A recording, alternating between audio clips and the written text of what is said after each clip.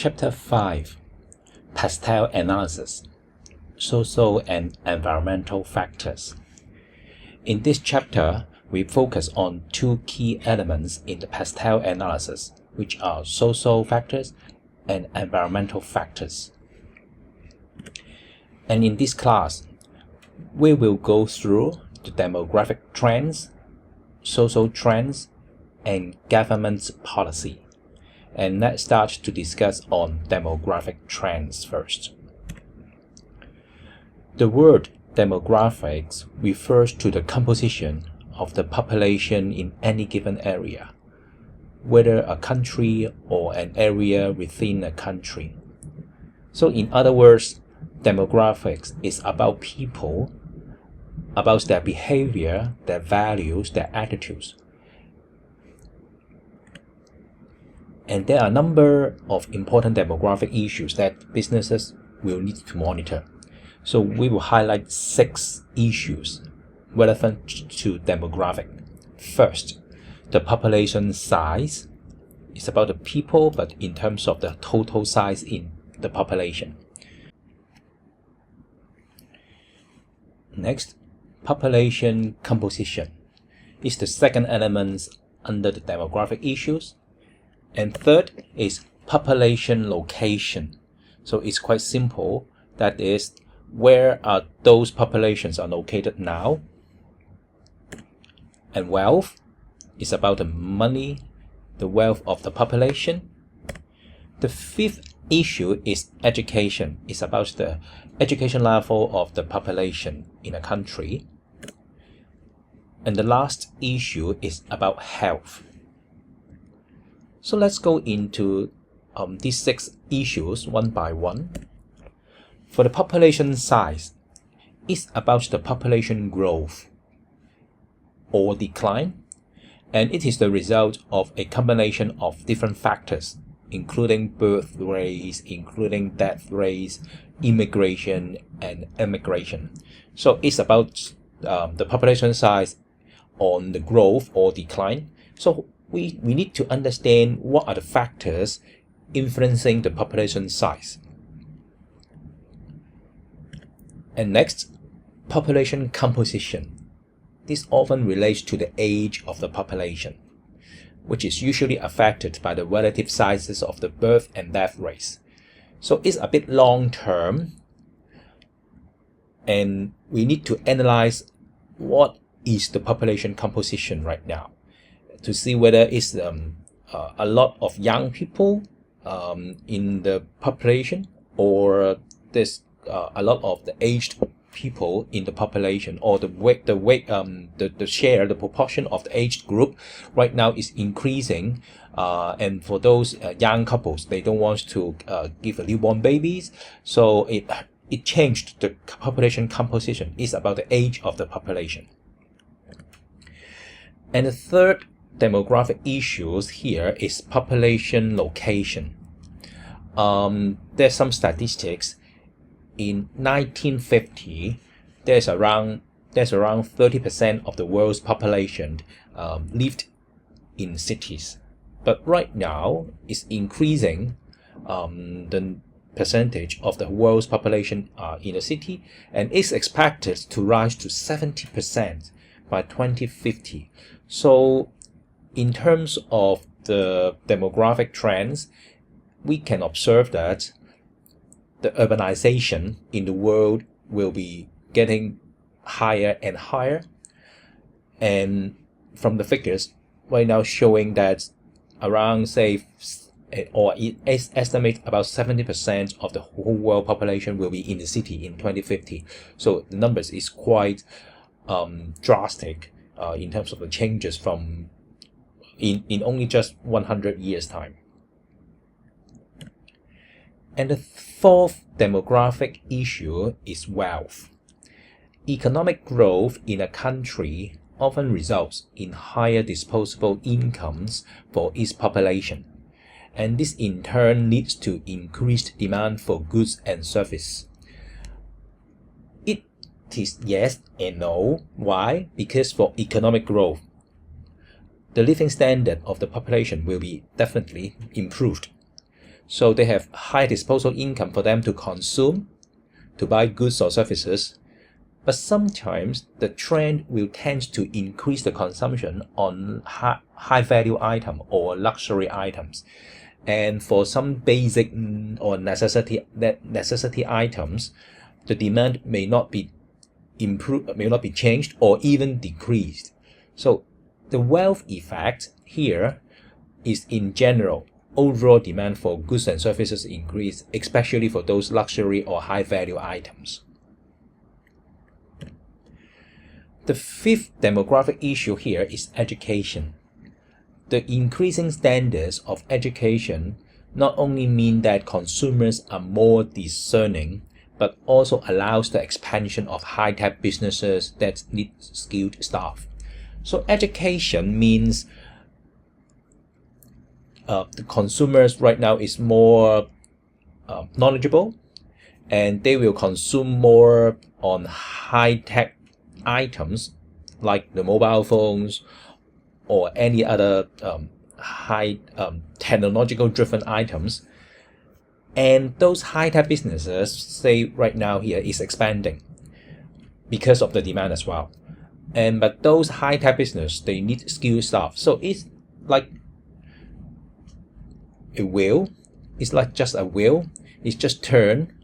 When the demand for high-tech good products or goods or services increased, then the demand for those people or staff working for high-tech businesses also increase as well.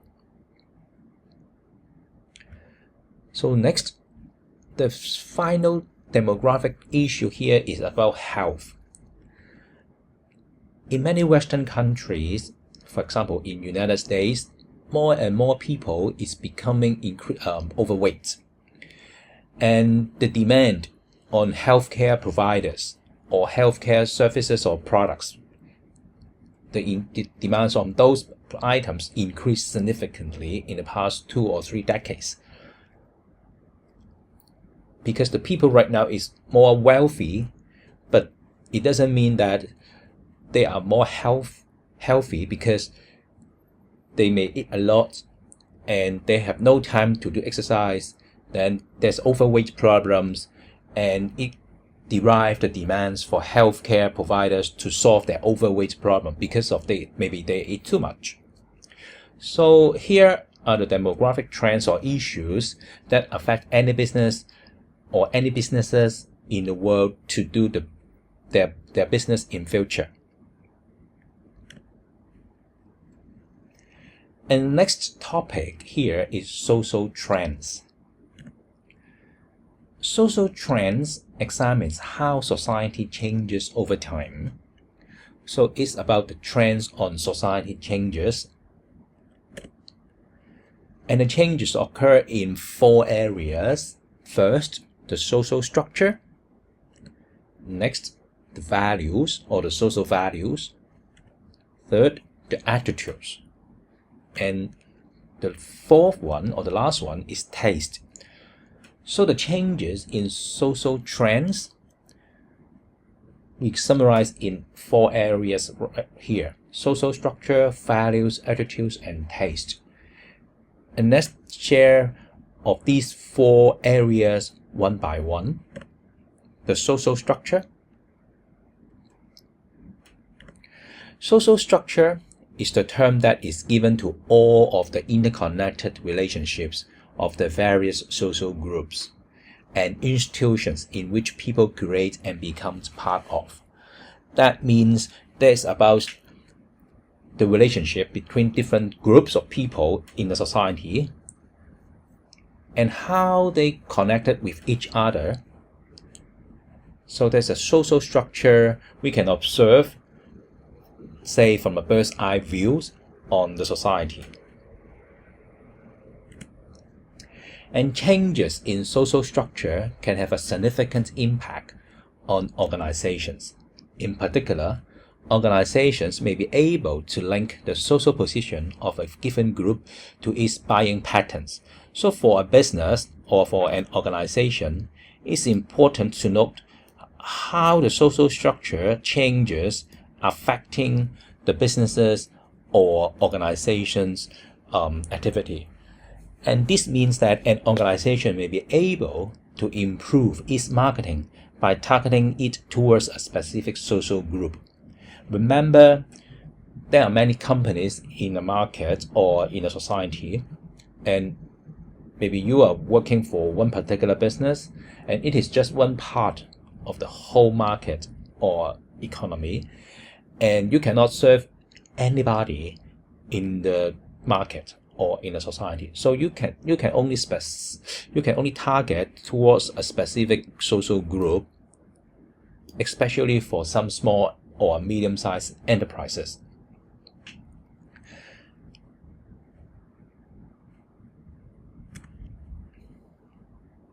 Next, the social values.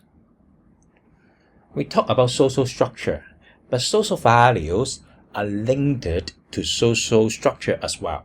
Because when we discuss social structure, it's about the social group, and here social values is also about social group. So the social structures and social values, they are linked with each other. And let's see what is the social value.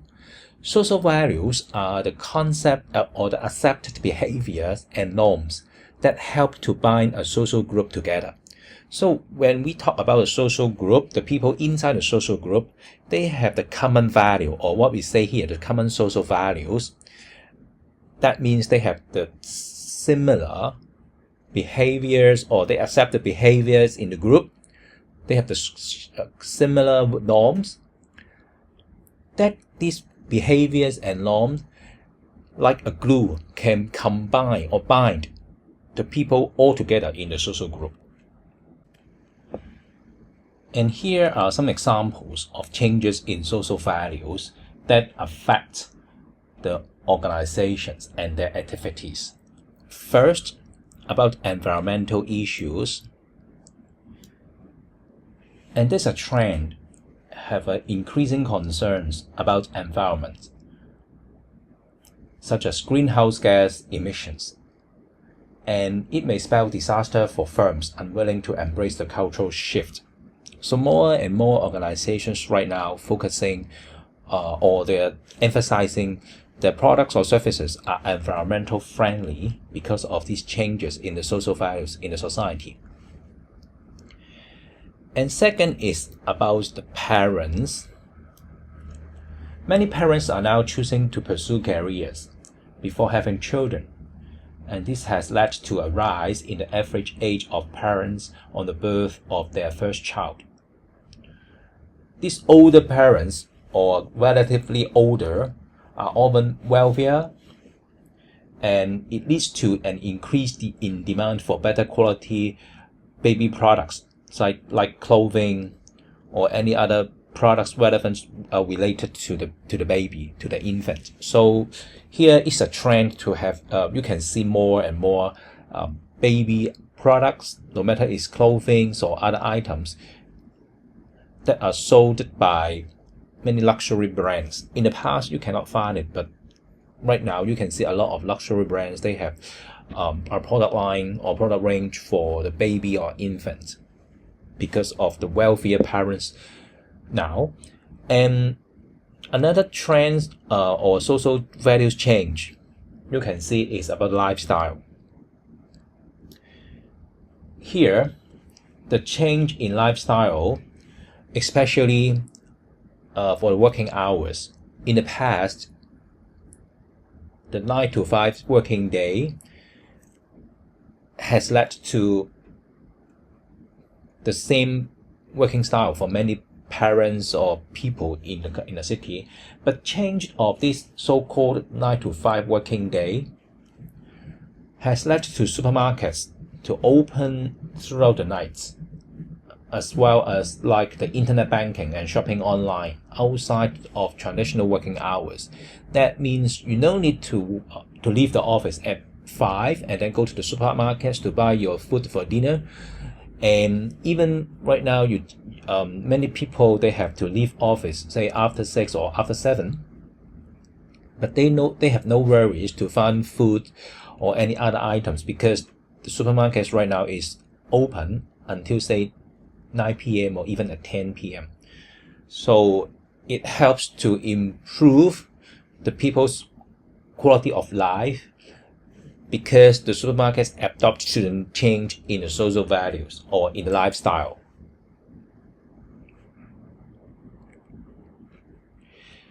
The next social trend is attitudes. Attitudes represent a person or a group's like or dislike for something, and they are positive or negative views of a person, place, thing, or event. And there are some examples of attitude changes that may affect the businesses or organizations. The first example of these attitude changes is about the compensation culture. It's about the attitude, because there is an increasing willingness across Europe to seek compensation from organizations for wrongdoings. One example is, say, in some years ago, one of the big internet giants, the Google, was asked for compensation from the European Union government. So there's a compensation culture across Europe, and it significantly increased cost for organizations, because they have to consider whether their operations will or already violate some local regulations. And next is about the attitudes on waste. Here, like plastic bottles, the changes in the public attitudes to waste have led to massive opportunities for recycling firms. That means there are more and more recycling organizations or companies to do the business on recycling products like plastic, like metal, or any other items that can be recycled. Sometimes the recycling business, or in some country, recycling business is or are supported by governments through like incentive or any subsidies or grants from the government.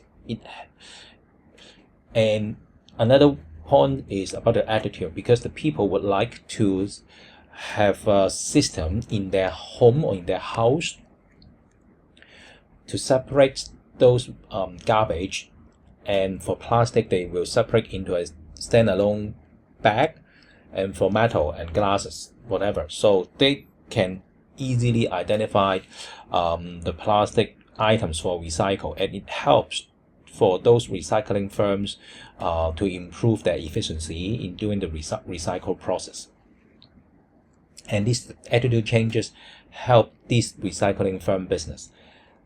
And another thing that is about the internet and computers, or right now like the mobile device. As more people across all ages have become comfortable with using the internet and computers, this has created huge opportunities for online retailers and software or hardware providers. The services like cloud service providers right now is becoming more dominant in the service industry, because a lot of e-commerce platform or any other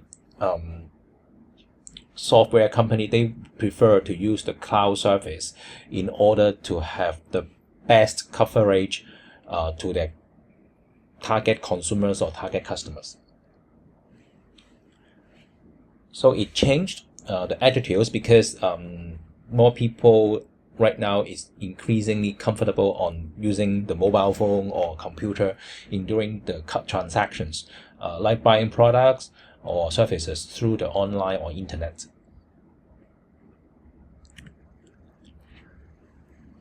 And the fourth social trend we would like to share is taste. Taste refers to an individual's personal preferences or patterns of choice. On a social level, taste may be linked to the social group that an individual belongs to. And most organizations have to take account of changing fashions and taste in society. So, if you are doing business, you have to understand well about the taste in the target society that you would like to sell your products at, And any failure to do so can lead to a significant reduction in profitability or even the collapse of the organizations. One example is Marks and Spencer, an UK retailer, it sells clothes to in the market, and it suffered a significant declines in early 2000s because the image of its clothing is not fashionable, and the consumers perceived the clothes sold by Marks and Spencer is old-fashioned, so it hurts Marks and Spencer profitability as well as the sales. So after the Marks and Spencer management aware of the issue, and they need to take the steps to change the mind of the shoppers and consumers about their old-fashioned styled clothing. They need to do a lot of marketing. They need to change their product line in order to rejuvenate their products, and also to make it younger, so the people would like to buy back, to go back to their shops to buy their clothes instead of just on the old-fashioned style, and it cannot attract any people to buy the old-fashioned clothing.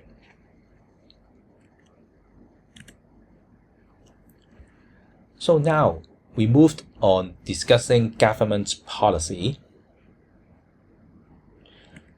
We talk about social trends, we talk about the demographic trends, and now we move on the government's policy. For many firms, the impact of social and demographic change is primarily through government responses to trends. So government policy is sometimes affected by what we just mentioned about the demographic trends and social trends.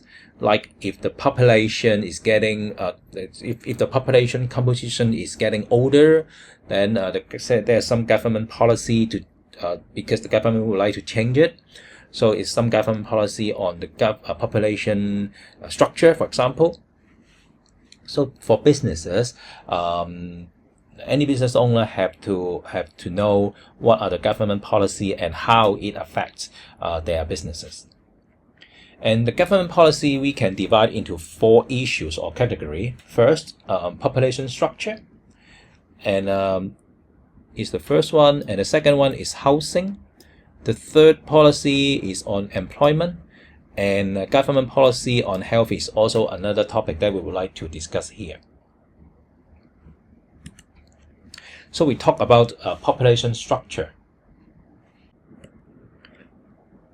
For population structure, it means that the government responses to the demographic change or to the trends of demographic change. And there are 3 types of, or 3 examples that we would like to share. First is low birth rates. In some countries, the birth rate is quite low, and governments say the government doesn't want to have low birth rates because it hurts the future economic growth. So the government would like to do is to introduce tax advantages and other financial incentives to encourage women to have more children. In some cases, like in Singapore, they have some incentive for the parents or for the women to have more children. Another common policy is to encourage immigration. In some countries like Canada or in Australia, they have promoted this. They have promoted immigration in the past in order to increase their population. One example is Australia. The population increased in the past 2 or 3 decades from less than 20 million, and right now it's almost 30 million. So the increase in the population in just 2 or 3 decades is mainly from immigration, not just from the natural the birth rate, improved birth rate in the country. Another example is the government responses to rapidly rising population. In early 1970s, there's a big challenge for China, for mainland China, because the population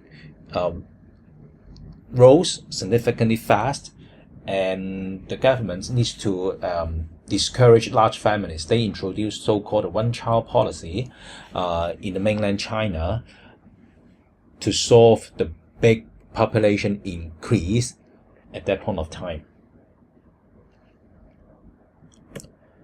And government also needs to respond to a trend about on aging population.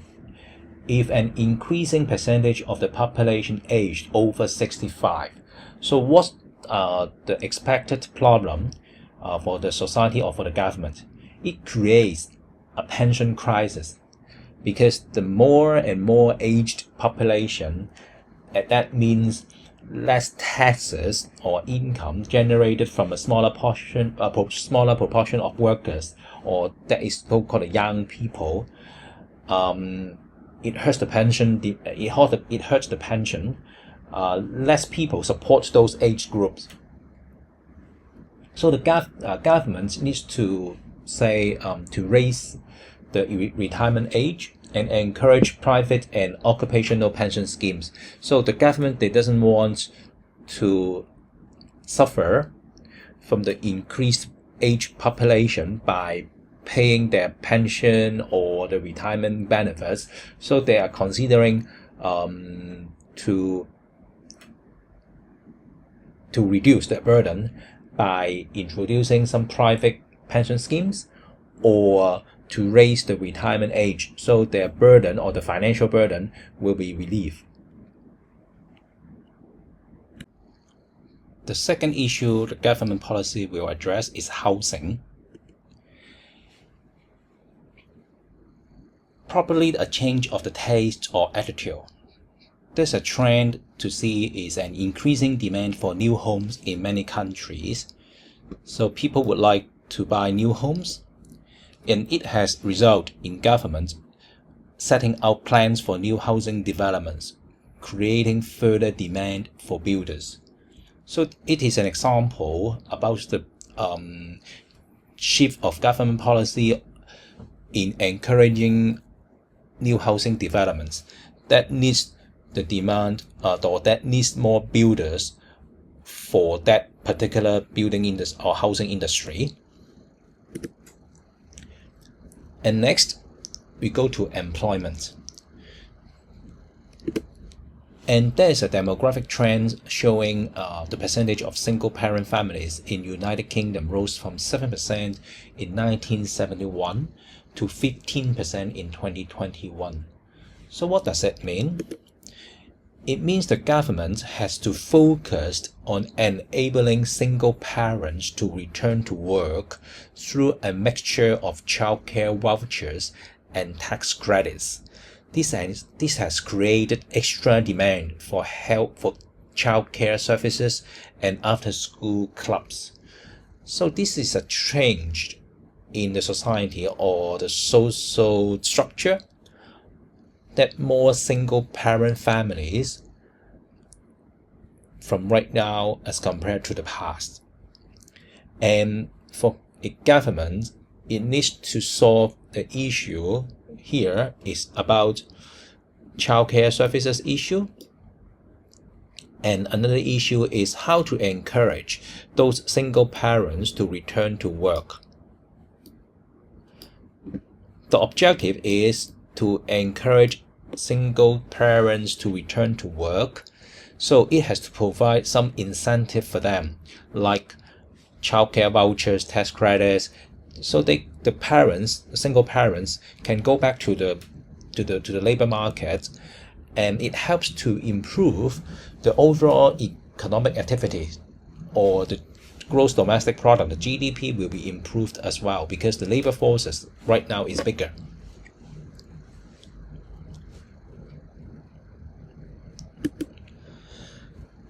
Another government policy we'll address is about health issue. The concerns over the effects of smoking in the modern days right now have resulted in bans on tobacco advertising on television in many countries. So if say in 50 years ago, if the business is selling tobacco or cigarettes, then it is affected of the reason 1 or 2 decades changed in the government policy, because the government policy would address health is much more important than the smoking. So some of the countries in the world already banned the tobacco advertising. And also governments have taken steps to improve the nutritional value of school meals, with obvious implications for the suppliers of those meals. That means for any catering service to serve the school, for the students in school, they have to follow some of the restricted or some guidelines from the government about the health and also nutritional value, and they have to put health as one of the key elements in doing business with the school, or with like the school canteen or catering services. And it changed the mind of the business as well. So here is the in-class question time. There is one question in this class. Which of the following statements is or are correct? First, a social trend towards increased materialism will be beneficial to all retailers. Okay, all retailers. And second, a change in social structure may lead to a change in social attitudes. So which one is correct? Or say you think statement 1 is correct, or statement 2 is correct, or neither of them are correct, or both of them are correct. And here, when we talk about the social trends, because this question is about social trends and structure, that we have social structure, we have values, attitudes, taste. So is it the trend towards increased materialism can benefit all retailers? We discussed it in the class as well. And change of social structure, whether it can change the social attitudes.